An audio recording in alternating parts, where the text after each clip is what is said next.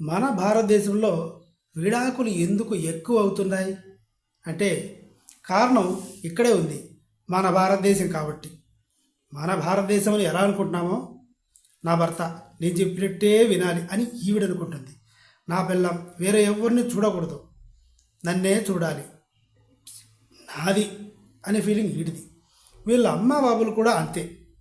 అమ్మాయి తల్లి ముఖ్యంగా మెయిన్ 75% అమ్మాయి తల్లిదండ్రుల వల్ల, అమ్మాయి తల్లి వల్లనే డివర్స్ అవుతున్నాయి.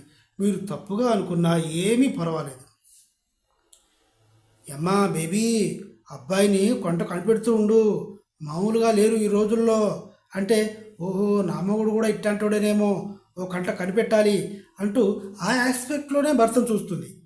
మొదటి నుంచి కూడా భర్తని అర్థం చేసుకోవడానికి ట్రై చేయమ్మా అని చెప్పే తల్లులు లేరు. అంటే ఇదొక మూర్ఖత్వం. ఈ మూర్ఖత్వంతో కూడిన గైడెన్స్ ఇవ్వడం వల్లే కూతుర్ల జీవితాలు నాశనం అయిపోతున్నాయని గ్రహించలేకపోతున్నారు. తర్వాత అబ్బాయి వైపు, అబ్బాయి తల్లి అంటుంది, ఎరా బాగున్నారా మీరిద్దరూ, చూసుకో మరి ఆ పక్క బజార్న మన లలిత ఉందే, కవల పిల్లలు కన్నంది, 2 కవల పిల్లలు, ఎంత బాగున్నారో, మీరు ఉన్నారు. అయిపోయా. ఇప్పుడు ఏ ఆడపిల్లకైనా కొన్ని కోరికలు ఉంటాయి. భర్తతో ఏ సినిమాకో వెళ్ళాలి అనుకుంటుంది, లేదా ఏ షాపింగ్ మాల్కో వెళ్ళి షాపింగ్ చేస్తే సరదాగా ఓ రెస్టారెంట్లో ఏదైనా భోజనం చేసేసి 4 సెల్ఫీలు తీసుకొని, ఇది జనరల్గా కొత్త పెళ్లి కూతురు భర్తతో చేయాలి అనుకుంటుంది. కానీ ఈ అత్త ఏం చెప్తుంది, వద్దు నువ్వు జగజ్జనని గుడికి వెళ్ళిరా అమ్మాయిని తీసుకొని. ఏంట్రా అమ్మాయి షాపింగ్ అంటే షాపింగ్కి తీసుకెళ్తావా, నేను ఎలా పెంచాం మేము, కంట్రోల్లో పెట్టుకోవాలని తెలీదా, ఆ పిల్ల రేపొద్దు నేను ఎత్తికెక్కితే ఏమనుకుంటున్నావు నువ్వు అని వీనికి బాగా నూరిపోస్తాడు. వీడు జగజ్జనని గుడికో సాయిబాబా గుడికో తీసుకుపోతాడు. ఇది ఆ పిల్ల బాగా హట్ అవుతుంది. ఇది రీజనబుల్లే, అంతేనా కాదా? ముఖం మార్చుకొని ఆ గుడికి వస్తుంది. ఇలా ఉంటాయి. ఇక తండ్రి అప్పు చేసి పెళ్లి చేసి ఉంటాడు. వీళ్ళు సుఖంగా ఉంటే చాలు అనుకుంటాడు, నోట్లో మట్టి కొడతారు. ఆయనకే ఈ బాధలన్నీ. అబ్బాయి ఏమన్నా అన్నాడంటే ఈ అమ్మాయి వాళ్ళ అమ్మకి చెప్తుంది, వాళ్ళమ్మ ఈ మగుడికి చెప్పుకుంటుంది. ఒకటే బాధ, నా కూతురు జీవితం ఎంతో కష్టపడి సంపాదించి కట్నం ఇచ్చాను, ఇంత బంగారం ఇచ్చాను, మా కూతురు పిక్కు తింటున్నారు అని అనుకుంటాడు. మ్యాక్సిమం 100% న్యూస్ ఈ పిల్ల తండ్రి దగ్గరికి రాదు, లేనిపోనివే చెప్తుంటారు.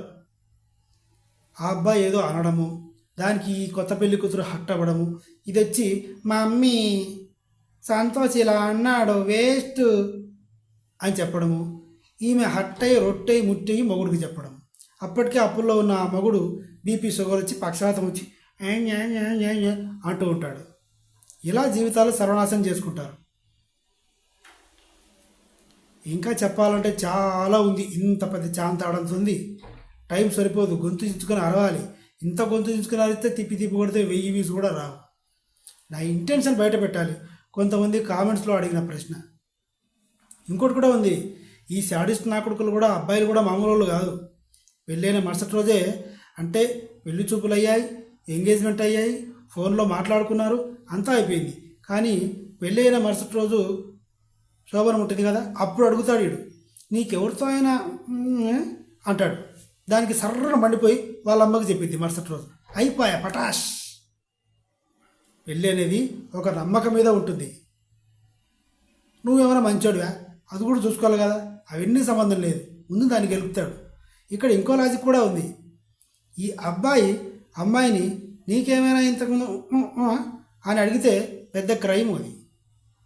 అది ఈ అమ్మాయి కనుక అబ్బాయిని పెళ్ళికి ముందు ఎవరైనా అవన్నీ చూసుకో అనిందనుకో, అదేం లేదు, అది ప్రేమ. ప్రేమ ఉంది కాబట్టే ఆ అమ్మాయి అలా అడిగింది, నేనే సర్వస్వం అని. ఇదే ఉద్దేశంతోనే అబ్బాయి కూడా అడిగి ఉంటాడు అని అనుకోవచ్చు కదా. అట్టెట్టా అట్లా అనుకోరు. మా అమ్మాయిని అనుమానిస్తున్నాడు, అది శబాస్. జై బోలో భారత్.